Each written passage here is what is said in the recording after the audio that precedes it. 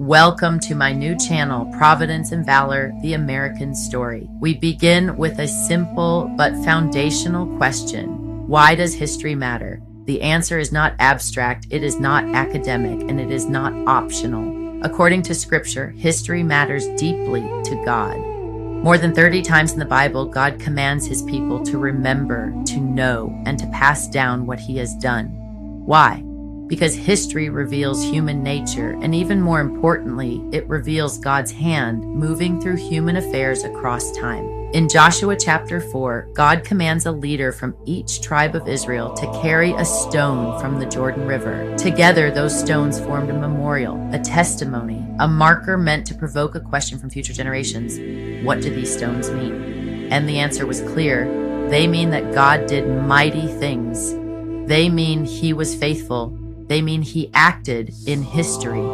God anchored his faithfulness in real events, in real time, so his people would never forget, and neither should we. In Hebrews chapters 11 and 12, Scripture introduces us to a great cloud of witnesses. Why are we shown their stories? So we may be strengthened, encouraged, warned, inspired. Their lives testify without words that God has been faithful throughout all of human history. America's founders understood this principle well. They knew that forgetting the past was the fastest way to lose the future.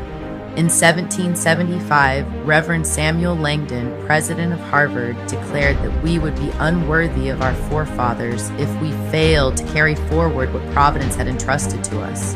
They looked backward to find the courage to move forward. They also understood something history teaches relentlessly.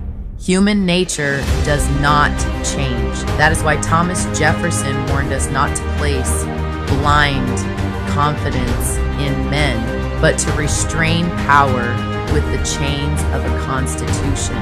History still matters today for the same reasons it always has. God's faithfulness has not changed, and fallen human nature has neither. When we study history honestly, we learn how to avoid catastrophic mistakes.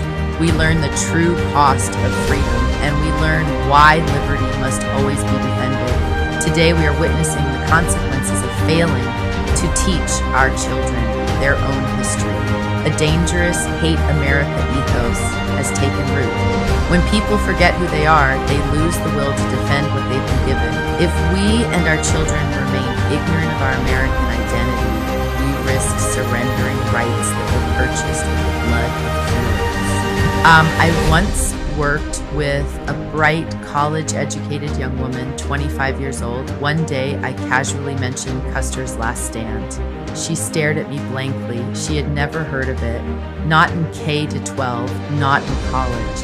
That moment was sobering. A nation that forgets its story cannot preserve its inheritance. If our children are to remain free, they must know who they are and what was sacrificed so they could live as they do today. How we view history shapes how we live. This matters.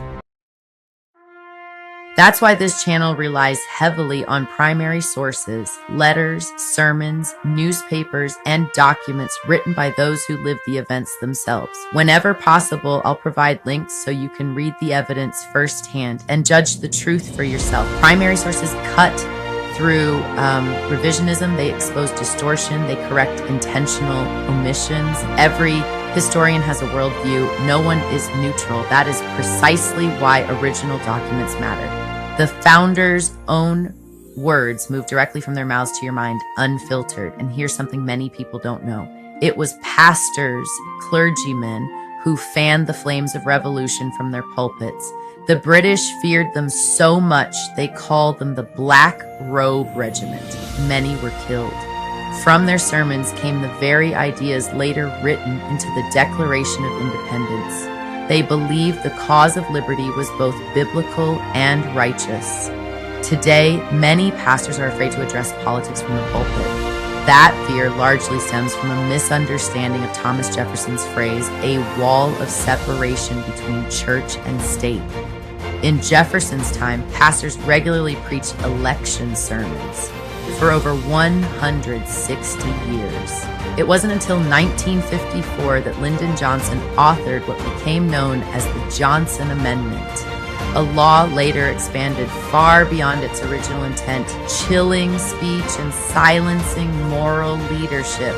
In the end, learning America's history is not optional. It is essential. History strengthens identity, reveals cost of liberty, and teaches courage. Together, we'll learn from Scripture and from the original words of our founders. We'll rediscover conviction, sacrifice, and resolve. And we'll draw strength from the timeless lessons written on the pages of American history.